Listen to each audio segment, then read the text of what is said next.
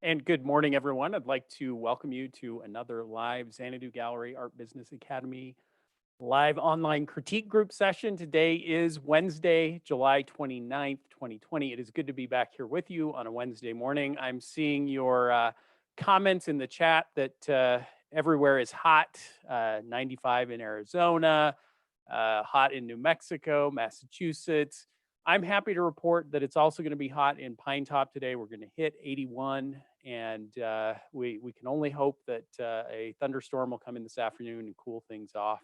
But it's good to be back here with you, and of course, good to jump right in and get to work looking at our featured artist work this week. And I'd like to welcome Marian De La Rocco as our artist in the hot seat. And Marianne, I'm going to go ahead and unmute you. And if we can, or it's going to ask to unmute you, if we can, let's begin with a little bit of your biography and background. Tell us where you're from and how you got where you are.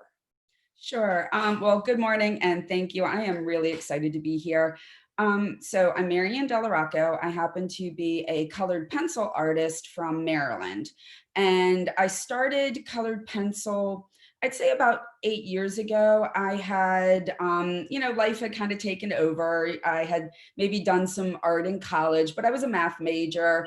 It happened to be like my favorite thing to do in the whole world was art. But life took over and I kind of went down a different path. And so about 8 years ago, I realized that I wanted to start something that I enjoyed again, like really felt like me. And so I started drawing because I used to love it. So I thought, well, maybe I would find something I loved again. And one of my friends, she happens to be an artist and she encouraged me and she was like, oh, those are great. Why don't you try colored pencil?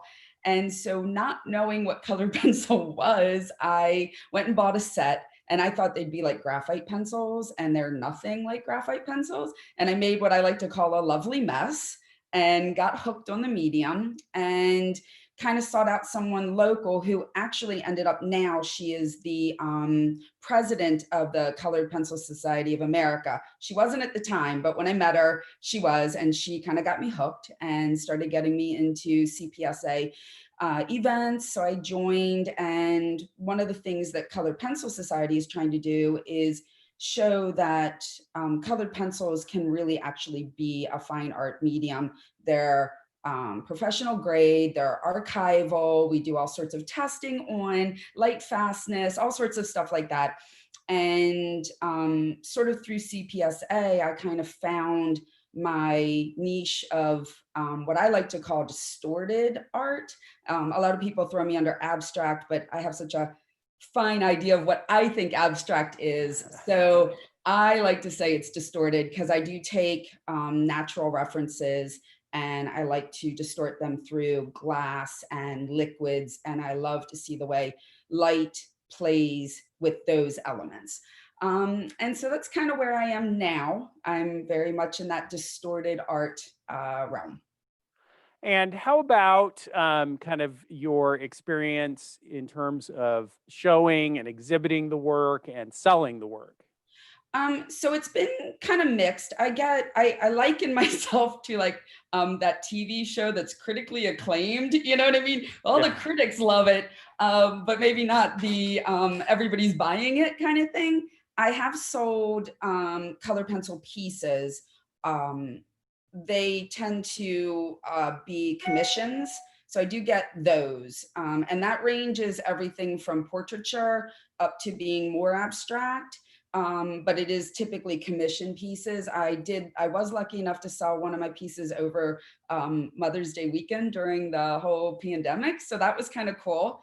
I get into shows fairly frequently, whether they're colored pencil exclusively or open to everyone. I actually have a piece right now in a gallery out in Oregon that was uh, the show started right before COVID hit. And so she got it out there. So I do that. I've won some awards also through either strictly colored pencil things or open to everyone. I've actually won quite a few awards. I've been in a couple of books and a couple of magazines. So I've been out there. Yeah.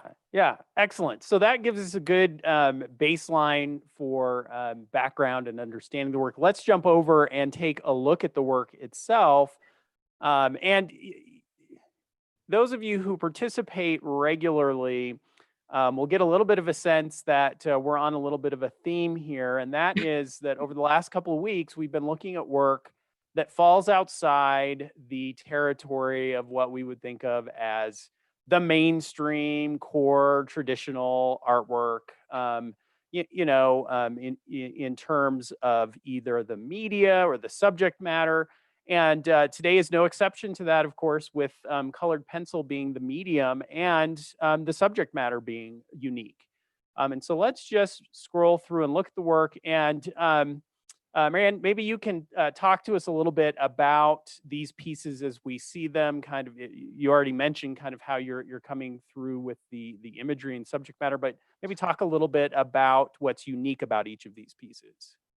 So what I actually entered for you to take a look at is sort of my portal series, and that's what I was striving for. And when I talk about portals, some of them will be really more literal, like Journey Through the Looking Glass is kind of an idea of going straight into Alice in Wonderland, like literally going through a portal. Some of these, like this one right here, is echoes and reverberations, and I want that to be more of a portal of maybe our thoughts and what we put out to the world and how those things echo and then they actually come back to us in reverberations. So that's where I wanted to go with this. Obviously, this is Journey Through the Looking Glass. This one, I really wanted to take you through a mystical sort of portal. Hopefully you're going to see on the back end of that, this maybe luscious garden or forest or something that's enticing to you. It's green, beautifully lit, but that one is more of hopefully an actual physical portal that you kind of get that feeling for. And Um, talk to us a little bit about process. How do the ideas develop, and then how do those, come to fruition in the work itself? wow. I take a lot of photographs and like I said, I like to use natural elements. I'm really drawn to florals and things like that. So almost everything that you'll find, I will have some sort of floral element in this one, The Story of Faye and Whiskey. There is florals in there. That's where the pink is coming from. I actually used, my husband's family started a company called Pop's Famous Canadian Whiskey, and they gave me a glass, and we're actually looking through that glass. And so this one, I had a whole story of maybe your grandfather sitting at the fireside. You're around him, all the kids are around listening on a cold winter's night. He's drinking his whiskey and telling you an old story about the Fae or the fairies. And so it's mystical, maybe slightly dark because the Fae tend to have a little bit of darkness to them. But I really wanted to convey that memory to you, that moment of listening to those stories. I get a lot of that from my photographs. I pick what I really end up talking to me. And then I sometimes create the story around it. And I don't know, they just come to me a lot. Timeless is very much one of those. That was another part of the Portal series. And this one, I really wanted to give you the idea of those hot spots. The corals in the center are supposed to be sort of your hotspot memories, those important memories. And the cooler ones are the other memories that sort of surround it, are a little less vivid, but it reminds me very much of maybe an old book or the smell of an old book or grandma's house where you open up her medicine cabinet and you get that soft powdery smell of your grandma's lotions and powders and things. But I really wanted it to be something reminiscent and timeless. It goes on and on and on. Good. Okay, so we've had a good chance to look at the pieces, and as we're going to mix things up a little bit, I do want to start by talking about the consistency of the work as we typically do. Then I want to mix things up a little bit. So let me throw it out to Those of you who are here, I'd love to get your reaction on the consistency. I think we all know what we're going to say about consistency, but I'd like to hear it anyway. So if I can get you, if you're in the video and you want to throw a hand up and make a comment, or if you are an attendee, you can click on the hand icon, although I've got to get you guys back up here so I can see you. But I'd love to get your comments on the consistency of the work that we're seeing. So I've got several hands up. Let me go over. I'm going to go to Sandra Shapiro first. Sandra, do I have you here? It should be asking you to unmute. Good morning. Good morning. Well, I've never seen, it's beautiful work. Where are your strokes in with your pencils? It feels like you're using paint. Is it because we're on a computer and I can't see them? Really, we tend, I mean, this piece, I probably have layered it with close to 15 layers of pencil point. It is a very meticulous process. I put a grisaille down first, all in colored pencil. So it's all done. My piece is completely finished in black and white colored pencil first. So I use one pencil and lay it all down. And then I lay my color on top of that. And so really you are looking at probably 15 layers of colored pencil. What did you say about the black? If I know, Jason, you wanted me to say how consistent, and it's sure. No, we're good. Pick the wrong person. No. But I am going to hold you to that question, Sandra. Okay, well, it's absolutely consistent. You know, you see all three of these are, you know, your work is consistent. I don't know if it tells the same story it tells to you that it tells to me. And that's perfect.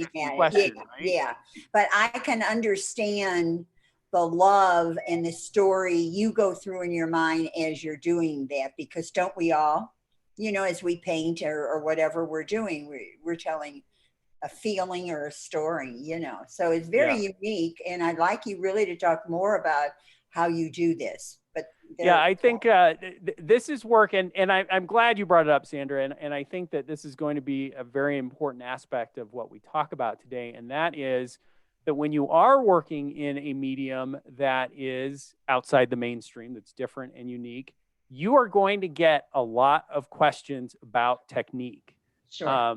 You know, and I don't think that's a bad thing and especially with colored pencil or graphite or, you know, any of the various other media, you know, there's going to be a certain level of, wow, how did you do that? What am I seeing here? And we want to emphasize and play on that. And in my experience, that is going to be a big part of what draws a buyer and eventually a collector to your work, is that they're going to say, wow, I can't believe you did this with colored pencil. And when they acquire the piece and are showing it, they're going to drag people over to it. And they're going to then say, look at this, you know, let me tell you about this. Let me tell you this, how the artist did this, what the inspiration was. And so it's going to be very important as you are having the opportunity to show the work to potential buyers. As you're showing it to galleries, it's going to be important to educate them so that they can kind of draw people into that process and talk about what's going on in the work. And your written materials, your website, really, we're going to want to do a lot of education for collectors, just like you've just done with us, talking about laying down the black and white, 15 layers, because every single person who views the work and sees the medium is going to have the same questions that Sandra did, and is going to want to know and understand that process.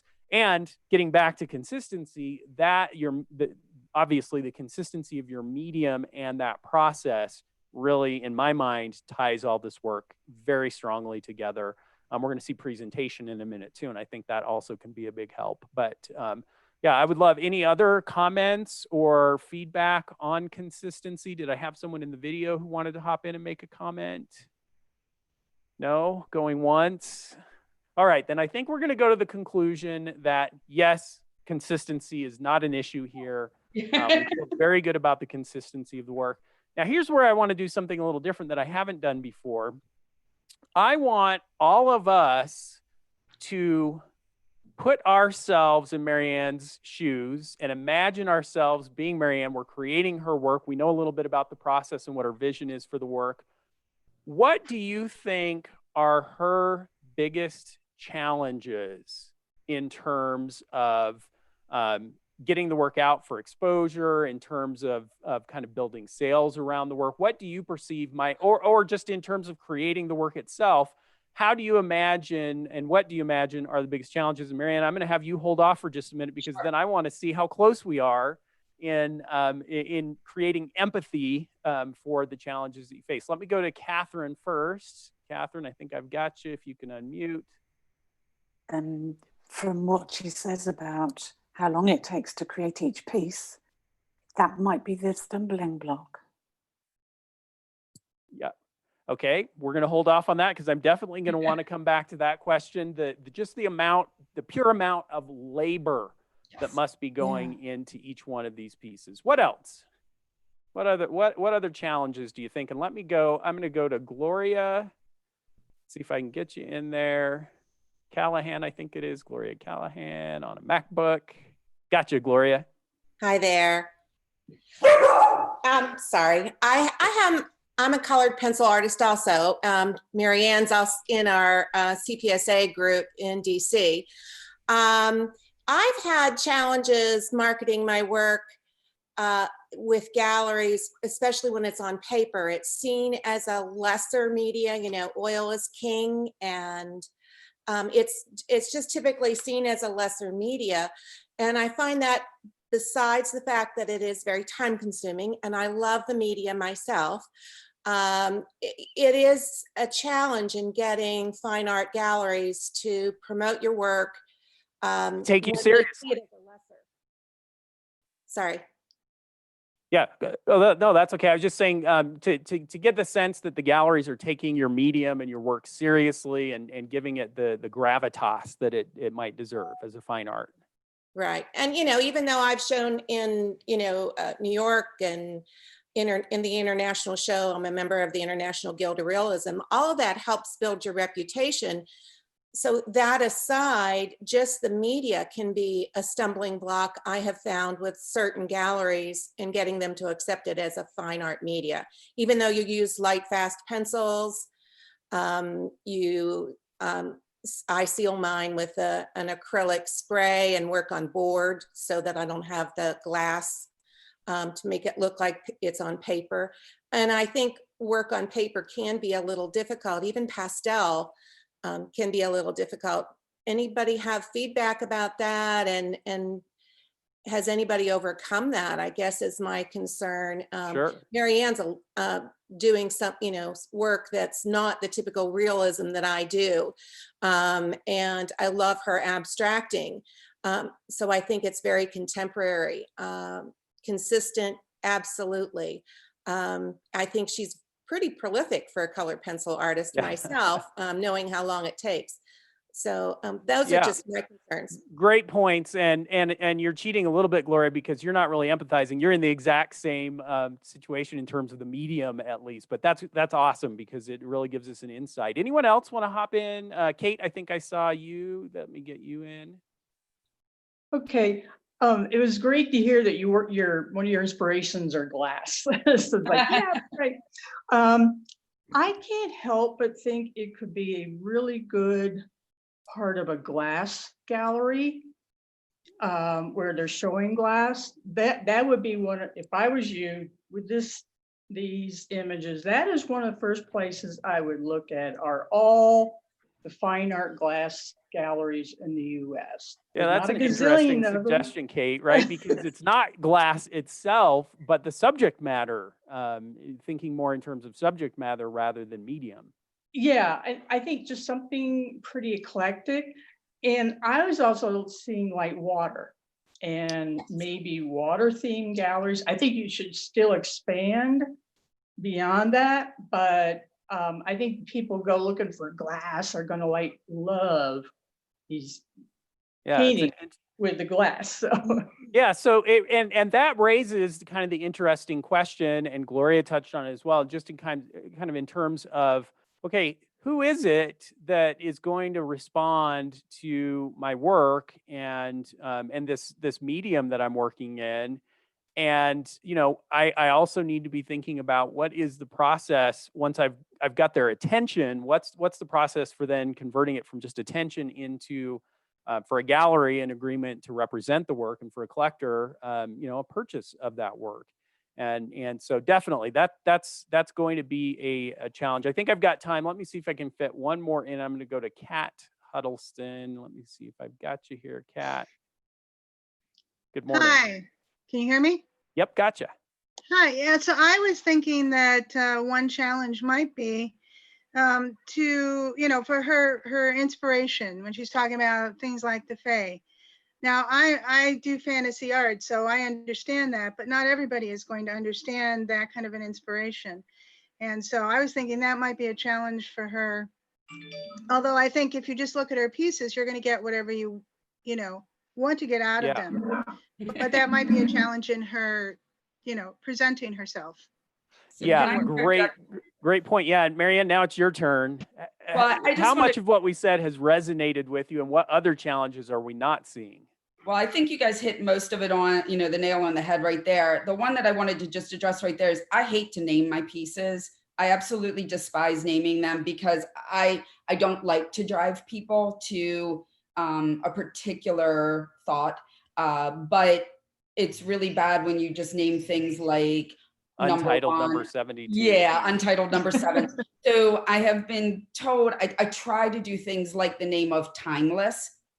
What is that telling you? That's not pushing you in any direction in general. So I try to choose things like that that are suggestive a little bit, but aren't pushing you towards one idea. Yes, the story of Faye and whiskey does kind of push that, and maybe Journey Through the Looking Glass, although that one really, to me, was very apparent as to what I was trying to say.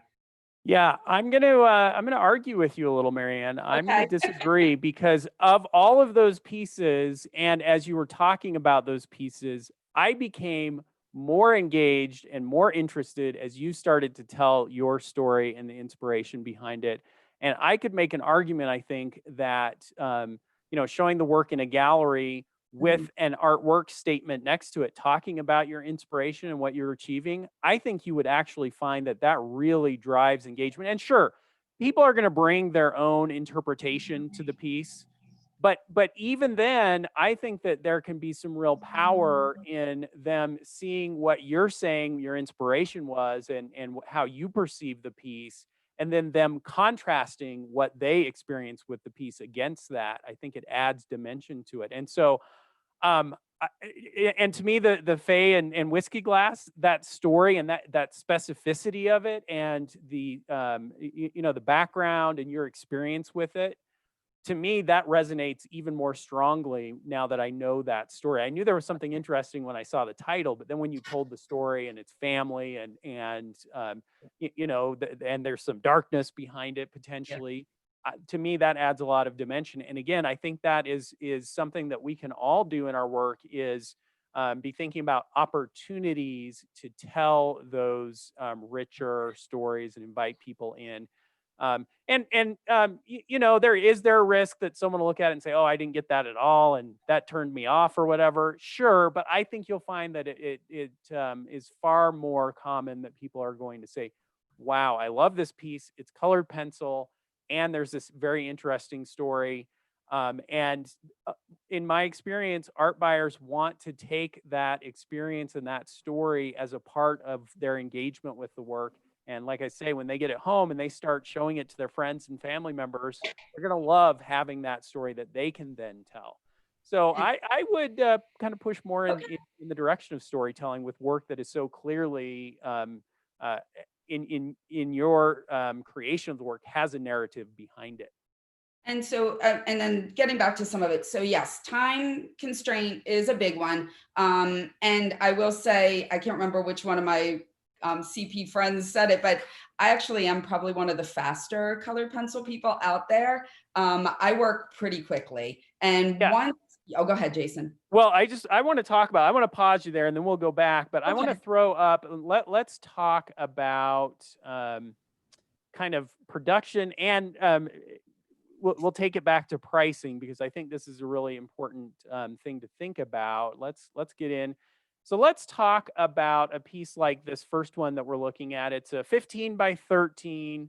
We've got it priced at $780. Let's talk about, just to get kind of down to the nuts and bolts, roughly, what's the time that's going into creating a piece like this?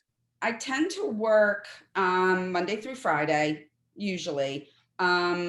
Most of the day, sort of like a work day. Granted, my children are home, I'm with them, things like that. I typically do not work on the weekends. So I would say it's my mostly full-time job.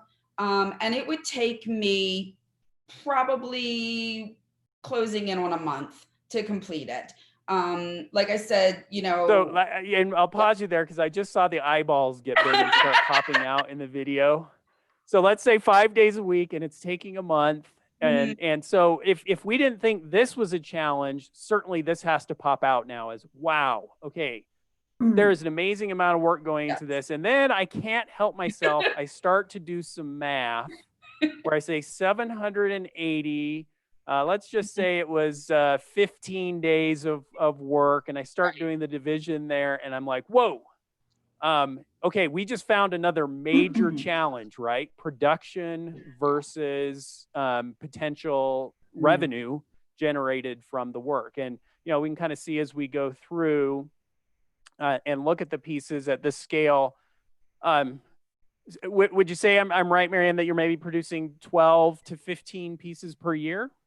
I would say that's true. I really am, because I am part of the Art Business Academy. I'm trying to push myself to produce more than that, because we discussed that. And I'm actually trying to push myself to produce pieces that are slightly larger than this. I shouldn't say slightly larger, that are larger than this. Yeah. I had a request come in for about a 30 by 30. And I am now pushing myself. I think my piece is about maybe the one I'm working on right now is probably about a 26 by 20. So I am trying to push them larger. I am also trying to use some additional techniques to work faster. So we can use something called an Icarus board, which warms the paper and therefore melts the binder of the pencil. And so you can get into the tooth maybe a little quicker. I've also used in the past, I've used odorless mineral spirits, which also you can use a paintbrush with it. Once you've laid down a fair amount of color, you do have to get a fair amount of pigment on the paper because it has to break down the binder. And if there's just not enough binder there, you can't really move anything around. But you can do that. And I'm really working on those techniques to try to bump up what I'm producing. So yeah, but we are looking at maybe at the moment, probably 12 a year. Yeah, so I've got a couple of comments that came in by email that are kind of related to this, and I'll just take your comments on them. Jill Weber from Oklahoma says, I love the work, maintained my attention and curiosity in attempting to decipher what the images were. I think your technical skills are wonderful. I think offering larger size would add wow factor to your work, and that's kind of what you're talking about. And I also, and I've mentioned this in past sessions, that having a larger piece or two, with a more significant presence, a higher price point, can really help create a value set point, if you will, where it kind of gives that wow effect, as Jill says. And then as people see the other work, it just kind of helps create some context for understanding the value. So I agree with that. If you could have some larger pieces. Now, a little different in your work, I think, than a painter, for example, is that for a painter, sometimes doubling the size of the piece will only increase the amount of time that goes into producing it by a quarter or a half. I suspect that's not the case with your work. My guess is that every square millimeter of work that you're doing is going to have a set amount of time that goes into coverage and layering and that. And so we don't gain necessarily an efficiency by getting larger. but you do still get that effect with the larger work. Now, she also says, given the time involved in creating a 15 by 13 piece, have you considered adding a paint component to your pencil to help speed up the process? I'll let you comment on that. Go ahead. Sure. So it's really funny. The Colored Pencil Society of America, and then for a long time, that was sort of my goal, was to get my CPSA signature status. And so one of the things they require is that you absolutely do nothing to the paper or the support, and it's 100% colored pencil. And they have rules on what fits colored pencil. So Yeah. I was really focused on that. And I actually did achieve it. So I'm really excited. I got it in, I think you have to get 3 times into the international show in a rolling 10 years. I did it in 4. So I'm really excited about that.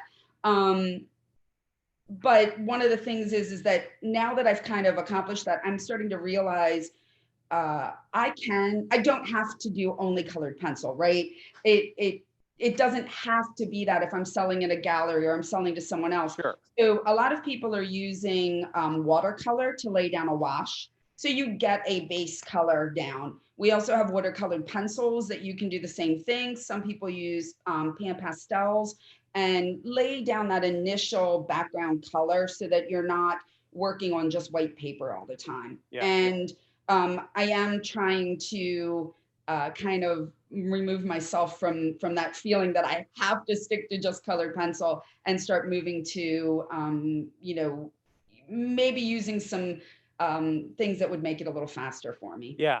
And I'm going to not pronounce this correctly. Malika says, I can see that the medium is colored pencil and the work is small, yet seems very large to me. It can translate into larger works. So, and I agree with that in terms of the subject matter and the style. It seems like it would translate.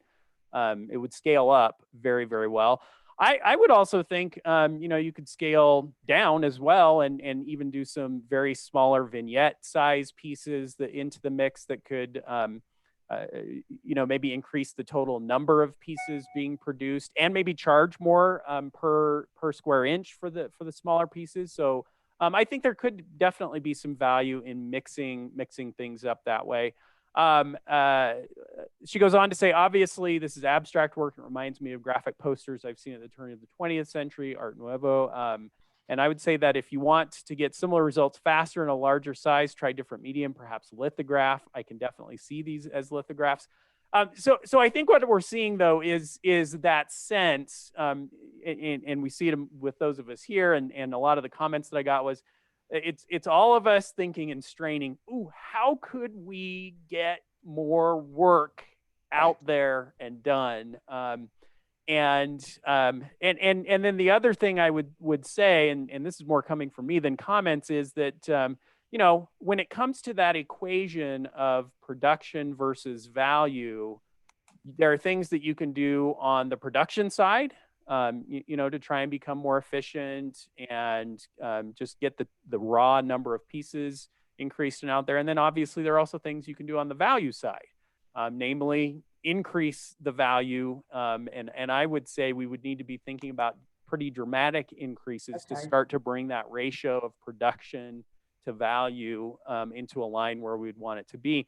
And I have seen artists who have done this effectively. I don't want to sugarcoat this at all. You've heard me say it over and over again in these sessions that I am a big advocate of saying that whatever your passion is, whatever you're excited about, you should pursue that, and you can find a market of people who will be interested in that work. And I absolutely believe that's true of your work, Marianne, that you've got a passion for the medium and the subject matter and style that you're working in. We can definitely find. You've already sold pieces, so that's proof of concept. The other thing I would add to it, though, is that if we're doing something that is very time consuming and that there are just some hard physical limits, you're not going to quadruple your production or quintuple with your current techniques. And so it may be that we need to quadruple or quintuple the prices that you're asking. And I think that if we do a good job of educating the viewer and the collector, and frankly, I could just I see the words colored pencil and I look at the detail and the layers that are there. I have an intuition that, wow, this is a lot of work. And so I think you could very easily justify a significantly higher value. And let's hop on and look at the presentation of the work and kind of tie that into this conversation about value. Talk a little bit about what your thought process has been and how you've developed the way that you're presenting the work in terms of the framing and scale, et cetera. Okay, sure. So a lot of it really does fall back to entering Colored Pencil Society's international exhibit. They want very simple frames, very simple matting, not to distract from the pieces. So I've kept it like that. Most of my frames, this is a standard one I use, but I also like a rounded one. They're all black. I use a slightly off-white matting because that particular piece is actually done on Duralar. So I didn't use paper. I actually used a double-sided drafting film. And this one I approach a little bit differently, where I actually draw on both sides of it to get the color depth.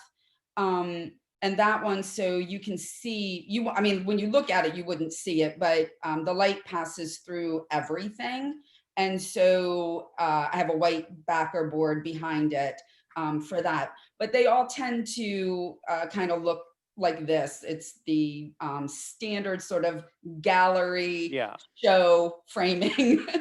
Yeah, and I think that actually I find it to be effective for your work because I agree. You really want to keep the focus, the focal point on the work itself, and your work is work that is going to engage people at different distances. And so we want people to very easily focus on the work itself and be encouraged to kind of have the impact that we get from the distance, but then also to be drawn up and to be examining the work very closely, to be looking for that pencil stroke and awed and amazed at the different levels and layers of the work.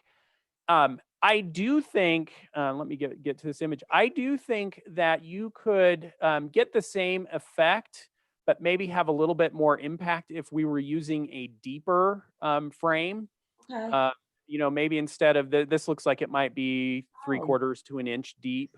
But I wonder if we went to even a 2 or 2.5 or even 3-inch depth. Now suddenly the piece on the wall gets another dimension and it has some more visual weight to it. And that I find lends importance, and it reinforces the value that we're getting for the work. And so that might be a consideration in helping us boost that value. I like that idea because one of the things so since I'm kind of stepping out of feeling like I have to use colored pencil all the time, one of the other things I want to do is add a little more dimension to it. So I was actually thinking of playing with adding multiple pieces of paper and cutting into it, but using the colored pencil still as the main piece, but maybe almost like a relief kind of attitude to it. So that would be really interesting to then add the thickness to the framing and make it even appear more so. Yeah. Yeah. And I think there are a lot of possibilities as far as that goes. But I think that kind of coming back to that question of pricing, the more I look at it and think about it, and you've mentioned that you're critically acclaimed, but maybe that the sales of this work haven't been where you would want them to be. So in some ways, I would almost say, okay, if we don't have a big, and I'm trying to think of the right way to word this, but let's say an established collector group that's buying these regularly, that would experience a sticker shock if you suddenly increase the price. So from that perspective, we don't have a lot to lose if, certainly I would not have any hesitation on those pieces that we were looking at. Let me get back to them, to seeing this work at, 15 by 13 and seeing it at 1450 or 15 or 1600. And again, in terms of kind of signaling to collectors the importance of the work and the time that goes into it, I think that that is an effect we want to achieve. I suspect a collector is looking at this work and saying, look at all this detail. I mean, I just can't imagine how long it would take. Oh, 780? Oh, it must not take that long at all then, if Oh, that's all she's asking for it. okay. And so, we want to be careful in thinking about that message. And then, frankly, then there's also just a little bit of an effect with collectors of unique media where they like to brag a little bit about how much they paid for the piece, Sure.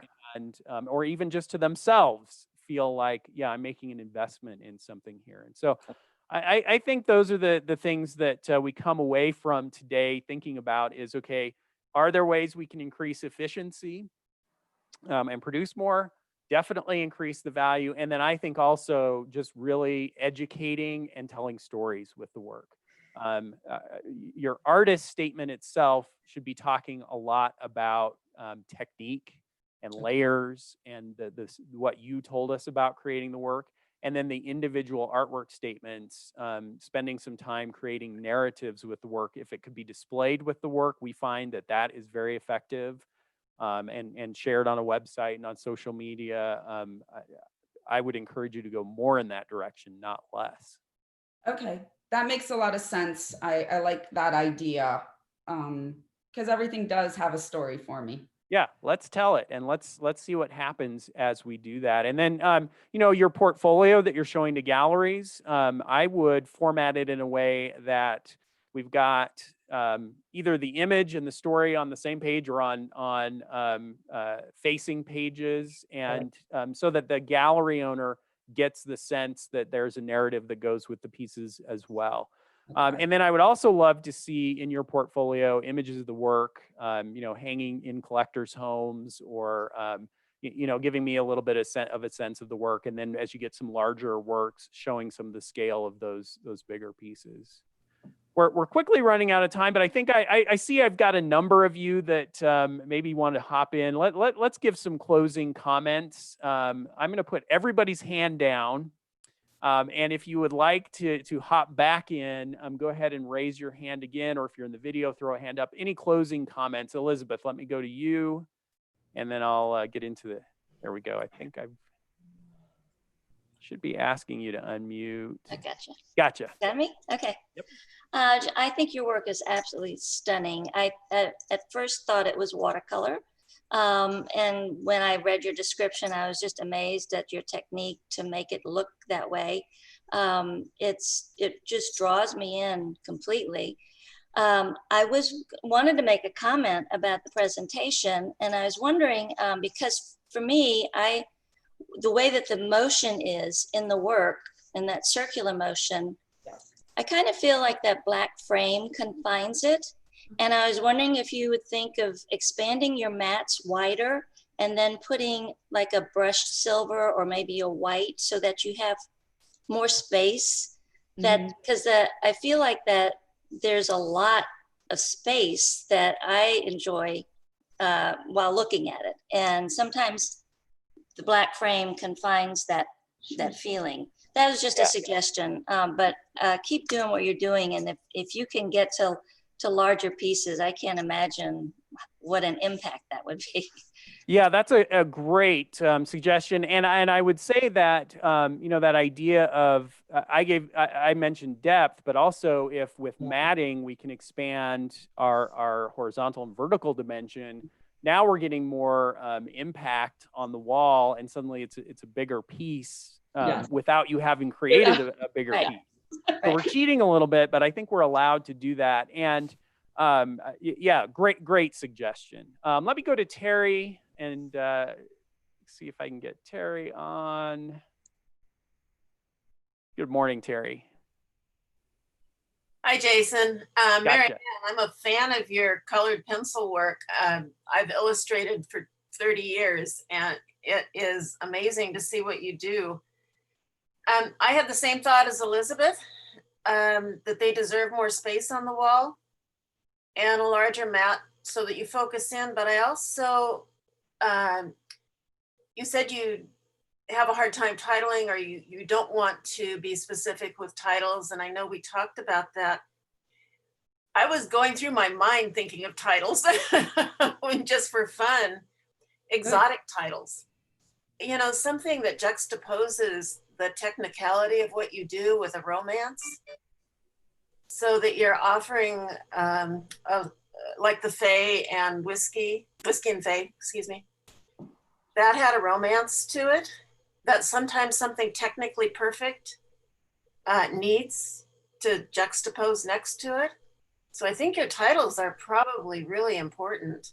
Yeah. But I've Agreed. never achieved that level of excellence with the Prismacolor. Is it Prismacolor? I actually prefer polychromos. They happen to be my favorite. I tend to use those and luminance, and then I will use Prismacolor, you know, if I can't find something that I need in the other ones. But my absolute favorite is polys. They're just amazing. Okay. Thank you. Beautiful. All right, Terry, thank you. Yeah, and you get the last word. We have run out of time, but Marianne, thank you so much for joining us and sharing your work and letting us have a conversation with you and your work. I think all of us are captivated by the unique nature of the work and the properties of the work that you're able to achieve with a medium that is not as common. And I suspect, and this is a conversation I often have with the two-dimensional artists in my gallery when they're looking at sculptors, where they all say, boy, I love that sculpture and I love the work that goes into it. But man, I'm sure glad I'm a painter and I don't have to move that around and, get a crane involved and all those kind of things. And I suspect that some of us are going to feel a little bit of the similar sense of relief that, oh man, I love that colored pencil, but I can't imagine the challenges, but I want to keep up with what you're doing and see what's going on. And we will certainly please follow Marianne on social media and sign up for her email list, and keep an eye on what she's doing. We'll look forward to seeing the work develop as you go along and staying in touch. Thanks, Marianne. Thank you so much. I really do appreciate it. And it was great to get a lot of that feedback, because it's stuff that either I've thought about or I didn't. And I'm like, oh, that's brilliant. So thank you so much. Awesome. Well, good. Yes. And thank you for joining us, everyone. We will be back here next Wednesday, same time, same place. We'll look forward to seeing you then. Take care.